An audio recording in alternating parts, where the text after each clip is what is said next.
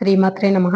అందరూ ఎలా ఉన్నారు? అమ్మవారి దయ వల్ల అందరూ బాగుండాలని మనస్ఫూర్తిగా కోరుకుంటూ ఈ రోజుటి వీడియోను స్టార్ట్ చేస్తున్నాను. ఇక అమ్మవారికి మంగళవారం, శుక్రవారం, పంచమి, అష్టమి లాంటి తిథులతో పాటుగా పౌర్ణమి, అమావాస్య లాంటి పర్వదినాలు అమ్మవారికి ఎంతో ప్రీతికరమైనటువంటివి.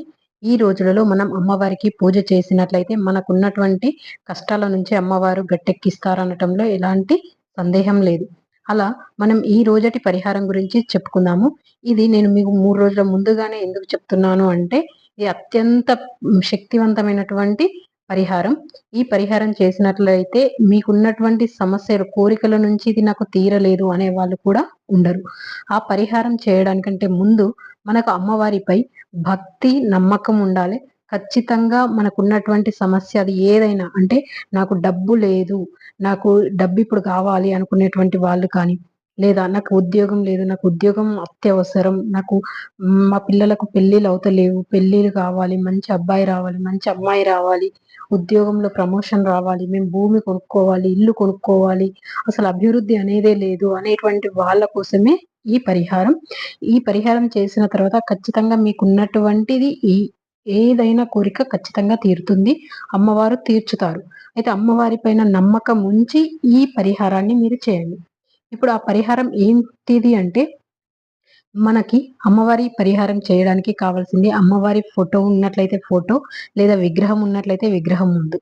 ఒకవేళ ఇవి 2 లేవు అనుకోండి, మామూలు మనం నిత్య దీపం, లక్ష్మీ దీపం ఏ విధంగా అయితే పెట్టుకుంటాం, లక్ష్మీ దీపాన్ని వెలిగించి, అమ్మ వారాహి మాత, నేను నిన్ను ఆవాహనం చేసుకుంటున్నాను, మొత్తం ఆ దీపంలో ఆ వారాహి అమ్మవారే ఉన్నట్టు ఊహించుకొని ఈ చెప్పబోయే పరిహారాన్ని చేయండి.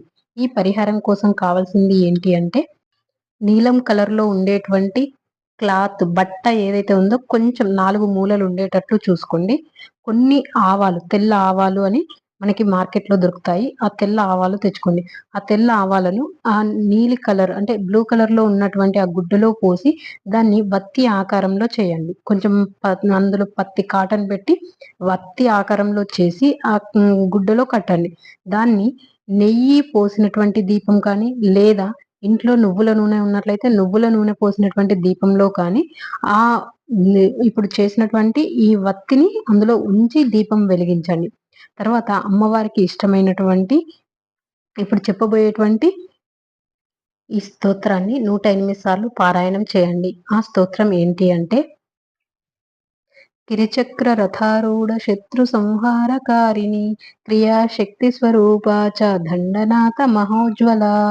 గిరిచక్ర రథారూఢ శత్రు సంహారకారిణి క్రియాశక్తి స్వరూపా చ దండనాథ మహోజ్వల.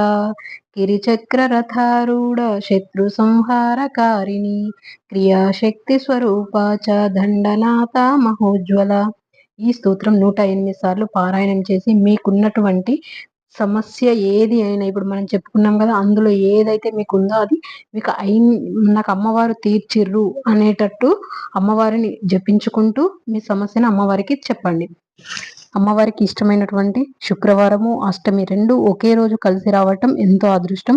అట్లాంటి శక్తివంతమైన రోజున ఈ పరిహారం చేసినట్లయితే మీకున్నటువంటి కోరిక, అది డబ్బు కానీ, వివాహం కానీ, ఉద్యోగం కానీ, ఎలాంటి సమస్య అయినా 100కు 100% తీరుతుంది.